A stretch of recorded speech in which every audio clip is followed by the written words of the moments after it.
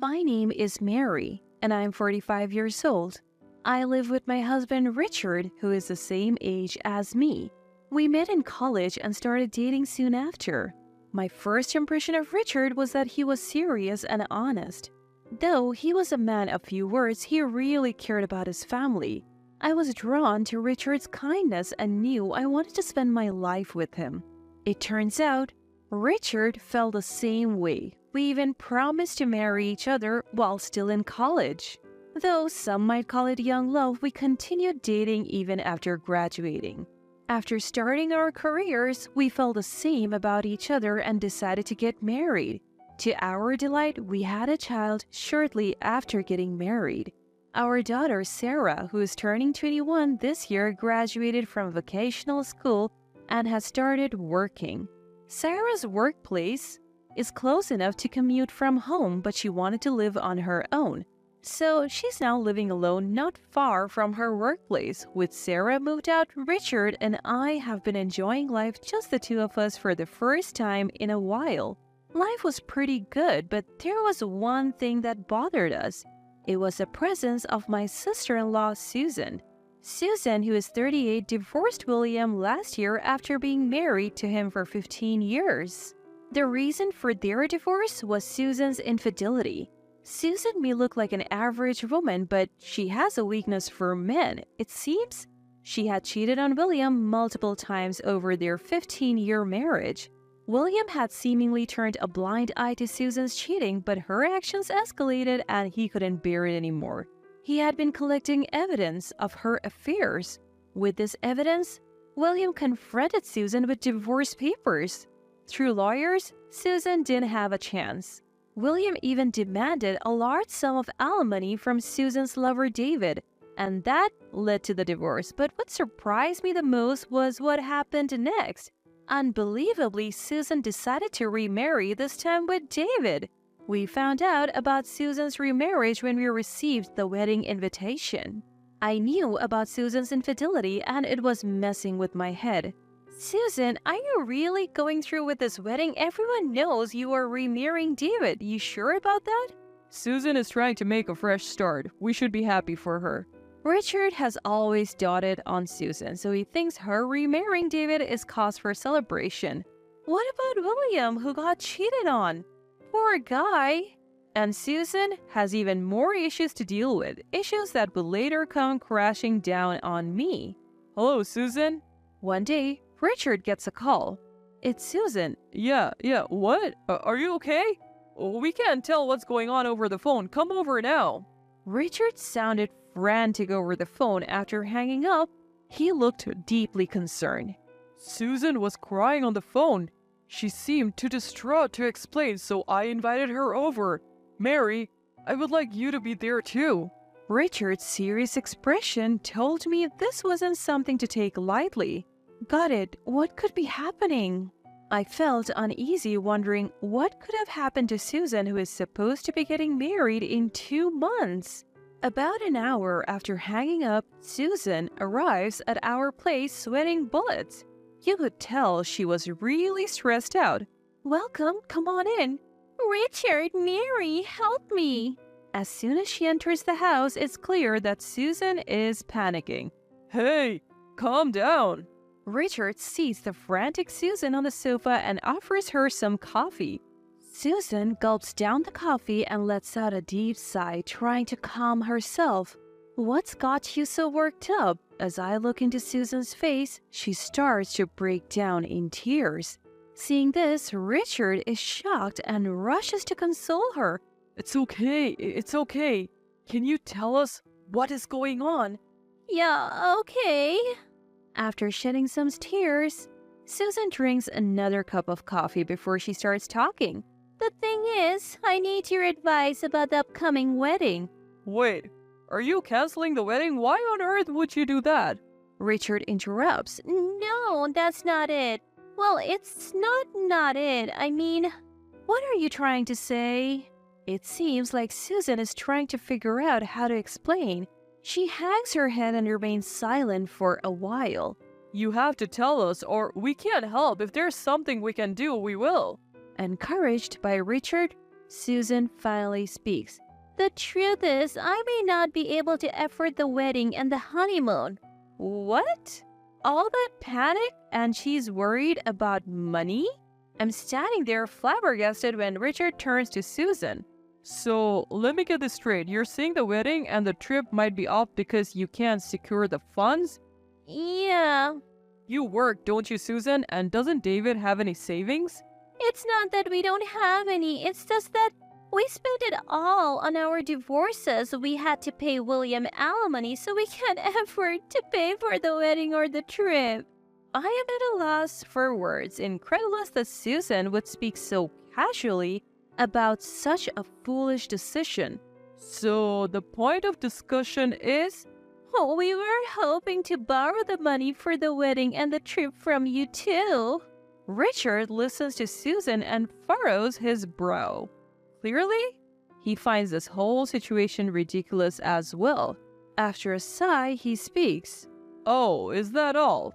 Well, we have some savings we can lend you that much. What? You're lending it to them? My head starts to spin. What is he talking about? Of course, it would be heartless to refuse Susan, right? You don't have to pay us back. He continues. Mary, you said you have been saving for our parents' care, right? We can lend them the money from that. Richard proposes to lend the money from my savings, not his. I can't believe what I'm hearing. No, that money is for my parents. I can't just give it away. I can't believe this. Susan breaks down, crying again. Richard rushes to comfort her. What's with this kid? What's wrong with you not helping Susan in a time like this? How much do you need, Susan? It's $30,000 total. What? $30,000? My parents are already over 75. Though they're still healthy, they will need care soon. Being an only child, I've been saving for this purpose. Even after having children, I never quit my job and have saved up money alongside educational funds. I have no desire to use this money for Susan. We'll be using Mary's $30,000 saving for Susan's wedding and honeymoon. I told you, that money's for my parents' care. As I continue to adamantly refuse, Richard finally loses his temper. Not helping Susan is crazy. Those who have should give. Then why don't you give it? I bought this house. I don't have savings. The house was bought with both our salaries and on a mortgage. That's no reason. What about Sarah's educational expenses? We split that too, and by the way, we have split all living expenses so far. Did you forget? At a loss for words, Richard clenches his fist. His face beat red. I suddenly realized that Richard hadn't been saving any money at all. We had been keeping our finances separate since we got married, so I had no idea. Just give me the money, no questions asked. If you don't get it, then forget it. Richard spat out those words and stormed off to his room. I was left alone with Susan in the living room, not knowing what to do. Mary, do we really have to go without the money? She looked at me with teary eyes, but that won't work on me. Sorry, you'll have to figure it out yourselves. I avoided further conversation to keep things from getting complicated. An awkward silence filled the room. Susan seemed to be waiting for me to give in, showing no signs of leaving. After some time, Richard finally emerged from his room, holding a piece of paper. I printed out divorce papers. If you won't help Susan financially, then let's divorce. I've already signed them. It's up to you now, Mary. Richard was out of breath, clearly riled up. If we divorce, you will lose this house, Mary. You think a 45-year-old divorcee can easily find a place to live? Richard was looking down on me, confident I wouldn't go through with it. Seeing Richard's arrogance and Susan's irresponsibility, something inside me snapped. You want to divorce because I won't give Susan money? Don't be ridiculous. Enough of making a fool out of me. I snatched the divorce papers from Richard. I'll go through with the divorce. Why don't you pay Susan the $30,000? You love her so much. Maybe Richard thought I would apologize. My yelling left him frozen in surprise. Ignoring Richard, I quickly packed essentials and left the house. I had nowhere to go, but I took a chance and called Sarah. Hello? Hey, how are you? Luckily, Sarah picked up right away. Rare to get a call from you. What's up? Well, I had a big fight with Richard. If it's not too much trouble, can I stay at your place for the night? Of course! Stay as long as you like. Oh, could you make some of your buffalo chicken wings? It's been a while. Sarah loves the buffalo chicken wings I make. Thanks, I'll make a ton of them. I headed to the supermarket to buy ingredients and then drove to Sarah's apartment. After a 30-minute drive, I arrived at Sarah's place. As I started cooking in the kitchen, Sarah awkwardly approached me from behind. What did Dad say to make you consider leaving home? Not wanting to worry Sarah, I replied vaguely. Well, just some stuff. Did Mom notice something? I froze at Sarah's words. What are you talking about? Never mind. Sarah quickly looked away flustered. I had an instinct that I needed to know what Sarah was getting at. Actually, I've been thinking about divorcing Dad. He said some awful things. Do you know something about it too? The moment the word divorce left my mouth, Sarah's eyes widened. She started talking like a dam had burst. Finally, it's out. Dad is having an affair.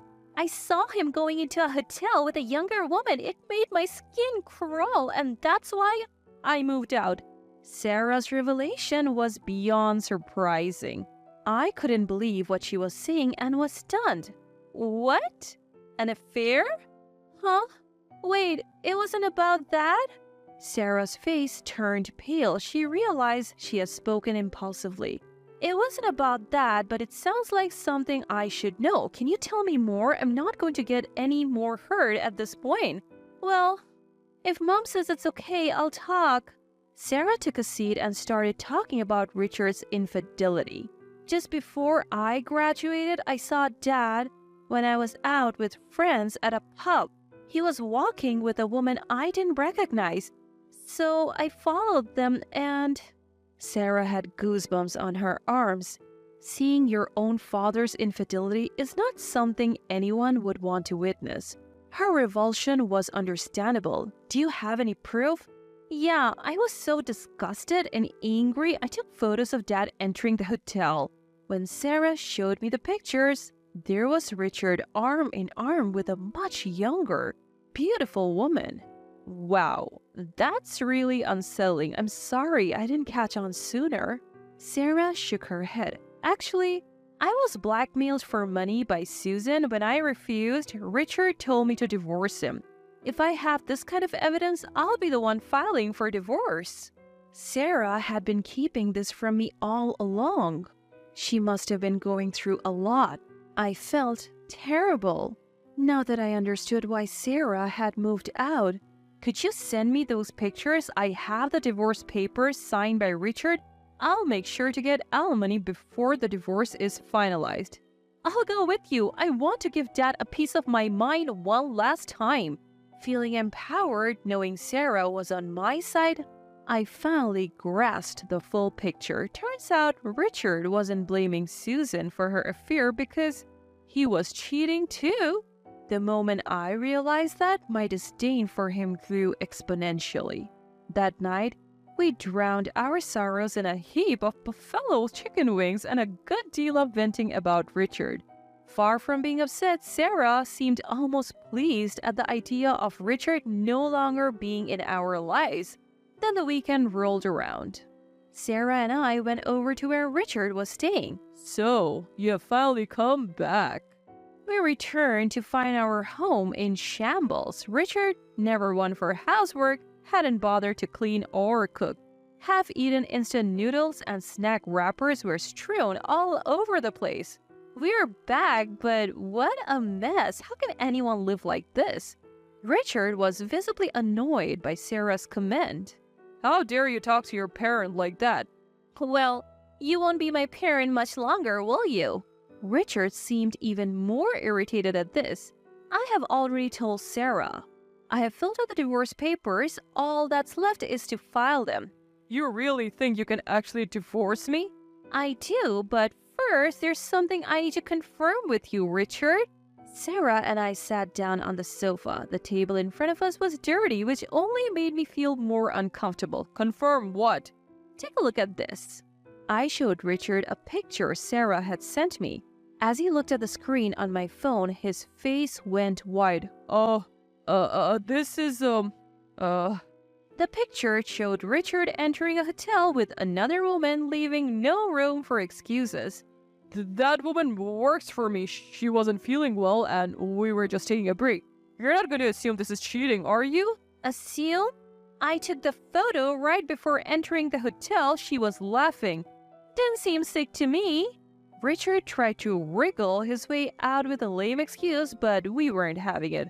I'll give you the divorce you want, but you will have to pay the alimony decided in court.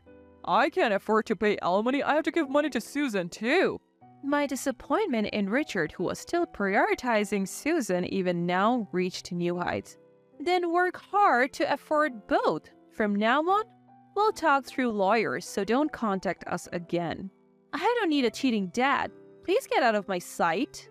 We were just about to leave the house when we heard, Wait, you've got it all wrong. Please wait. Richard came chasing after us, desperate. Think about it, Mary.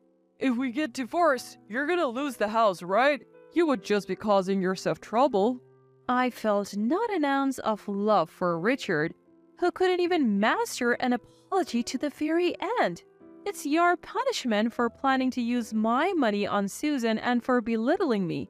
I don't need this house. Mom, you can stay at my apartment for a while. Leaving a tearful Richard behind, we walked out of the house. What a relief. Me too. The thought that we wouldn't have to deal with Richard and Susan anymore lifted our spirits. Eventually, I was able to finalize the divorce. Thanks to Sarah capturing those incriminating photos, I also secured a decent settlement in court. Broke and penniless, Richard could no longer provide for Susan. As a result, Susan and David were unable to get married. They didn't just stop there, they broke up their engagement after constant fights about money. Susan blamed her inability to remarry on Richard. Infatuated with Susan, Richard felt responsible and they now live together. However, due to paying me the settlement, Richard is also broke. In the end, they moved in with their parents, but I had already filled them in on the situation, so they got kicked out. People should learn not to depend on others' money and start living on their own. As for me, I decided to move back into my parents' home with Sarah. Fortunately, both of my parents are still healthy, so I used my saved caregiving funds to renovate our family home. The fully renovated house is incredibly comfortable, and both my parents and Sarah are thrilled. I plan to keep working hard to maintain this simple yet fulfilling life.